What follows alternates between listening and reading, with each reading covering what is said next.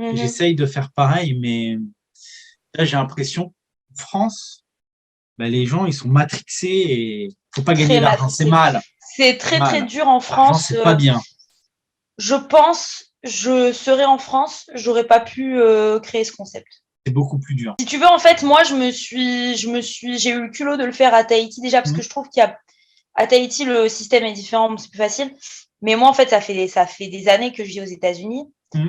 enfin entre Tahiti et Ouais, les ouais, ouais. États-Unis, mais j'ai quand même, je dirais, j'ai passé plus d'années de ma vie limite aux États-Unis, en tout cas sur les 10, 12 dernières années.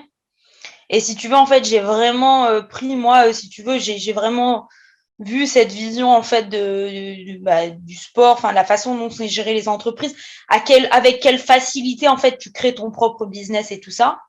Et si tu veux, en fait, c'est pour ça que j'ai eu le culot de le monter à Tahiti, je pense, parce que j'ai pas cette vision française de l'entrepreneuriat, en fait.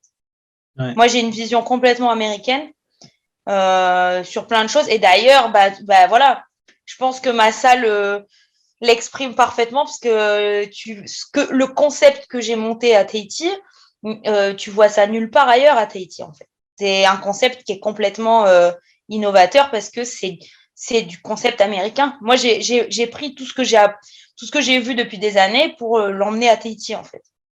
Mais je pense que c'est bon et c'est vers ce sur quoi il faut aller dans le sport. Fasse des activités connexes à côté. Il faut regarder dans le sport comme dans tout, hein, je pense, dans tous les domaines. Mais moi, je parle du sport parce que c'est mon domaine. Il faut toujours regarder ce qui marche Mmh. et là où il y a du succès pour s'en inspirer et pour vouloir tendre vers ça, tu vois. Mais je suis désolée, Euh, le monde sportif en France, il coule depuis des années, surtout dans les c'est sports de honteux, mais combat. c'est honteux. Une C'est, catastrophe. Et voilà, quand tu vois aux États-Unis l'explosion qu'il y a au niveau des salles de sport. Moi, je vivais aux États-Unis au moment de la grosse explosion du CrossFit. d'accord.